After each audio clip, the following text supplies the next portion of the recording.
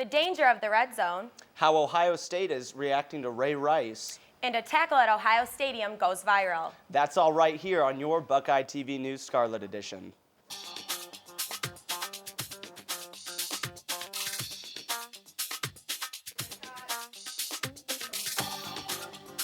Welcome back. I'm Isabella Gianetto. And I'm Chad Goodwin, and you're watching Buckeye TV's Scarlet Edition. Sexual assaults are occurring more often than usual at Ohio State this semester, especially within the first few weeks. Hannah Chutnetsky has more on this red zone problem. The first 10 to 12 weeks of autumn semester at any university is known as the red zone, in which most sexual assaults occur. Ohio State is no different this fall. We do find an increase in sexual violence and sexual assaults during fall semester, and so we really want to involve the entire campus community in a response. It's not just the CCS office or Youngkin Services or the Student Wellness Office. It's all of our students of really getting informed about how do you support each other to live in the healthiest way, still have fun, but not put yourself in peril. Not only does Ohio State offer programs become victim to sexual assault, but also to educate students on how to help prevent it. So there's a program out of the Student Violence and Education Support Services Office called Buckeye's Got Your Back, and it's an outreach program that office does and partners with other organizations around campus with Greek Life, etc., to do this program. It's basically about bystander intervention. Some OSU students are concerned about the recent events on campus and urge fellow students to stay safe. Just keep spreading the word, because girls should not be walking alone after, I'd say, as soon as it gets dark, and just try to keep us all safe by giving more rides home and having friends walk us home. My opinion would be more for the guys to make sure that it is totally clear on, if it's consent, if she wants it, if just to leave no haziness. Reporting for Buckeye TV, I'm Hannah Chutnetsky. The 2014 crime rates are continuing to grow, but those from 2013 are already complete and have been documented in the annual Security and Fire Safety Reports that was released on September 30th. The report compiles crime data on and around campus to comply with the Clery Act, which requires colleges and universities to disclose information about crime. The report showed that the number of sexual offenses campus-wide increased from 21 in 2012 to 25 in 2013.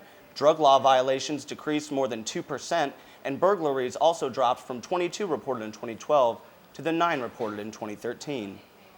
From sexual assault to domestic violence, this month marks Domestic Violence Awareness Month, and I spoke to experts on the topic to find out how Ohio State is working to help victims on campus. In the weeks following the release of a video of Baltimore Ravens running back Ray Rice violently attacking his wife, there has been a nationwide discussion about domestic violence. Ohio State offers domestic violence programs for students and faculty. At the Youngkin Success Center, counselors address a wide range of counseling services. I sat down with Shonali Rainey, a counselor for domestic violence, who talked about the help a student would receive. We do not at any point say to the student, yeah, you need to leave this person or you don't need to leave. We won't make that direct, sort of suggestion unless we were really concerned about their safety. But really, we'll meet the student where they are. So if they're not ready to do that, we won't push them. We'll want them to come in here and get what they need. Either as they're going through the process, of dealing with an abusive relationship, or if they're contemplating leaving a situation, or right after they've left a situation. Some students at OSU also work to address domestic violence. Chapter president of Alpha Chi Omega, Katie Blodgett, talked about a few of the sorority's upcoming events. For the month of October for Domestic Violence Awareness, we'll be doing various campaigns around campus involving buttons and flyers and trying to get the word out to others.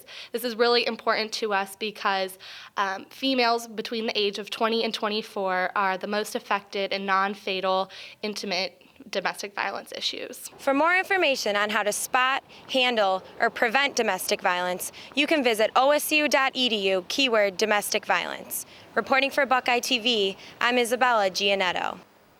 Violence continues to be a talked about topic at Ohio State as a fan took a big hit at Ohio Stadium. I spoke to several students about their reactions to the now viral tackle. Take a look. Game days at Ohio State are a tradition unparalleled by any other in Columbus. This past weekend was no different when a Civil War-like battle was fought on the gridiron between in-state competitors OSU and Cincinnati. One Buckeye student, most likely far removed from sobriety, saw this as his opportunity to make an infamous debut on the field early in the second quarter. Anthony James Wonder, a 21-year-old mechanical engineering student, was identified as the man who stormed the field.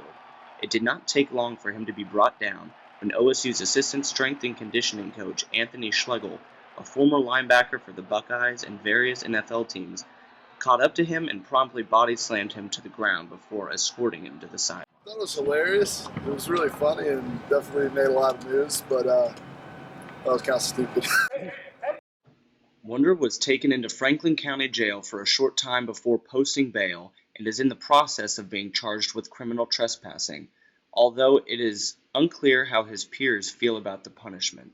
I don't know if I'd say criminal. I don't know. I mean, it was during a major sports event on national TV, but I don't know if I'd go that far. I mean, you shouldn't be let off the hook for entirely someone should say something, but I mean that's not a criminal charge. It is no question that this student gave new meaning to the term walk-on and got more than his fair share of tackling drills in on Saturday. As for the rest of the Scarlet and Gray, they walked out with a 50-28 victory. For Buckeye TV, I'm Chad Goodwin. Thanks a bunch. We now bring you an update on this story. Anthony Wonder faces punishment from his Scholars Program in addition to the criminal charges from the state. He has not yet lost his full-ride scholarship, but he has been suspended from the Evans Scholars Program. Wonder has also been removed from the off-campus Scholars House where he had been living. Despite this, Wonder is still enrolled in his classes at OSU. His attorney has entered a not guilty plea to the criminal trespassing charge on behalf of Wonder. The case will be assigned to a Franklin County Municipal Court judge. A pretrial date has not yet been set. For further developments on this story, visit thelantern.com. Construction continues on North Campus. And the STEP program is on its way. All that and more when we return.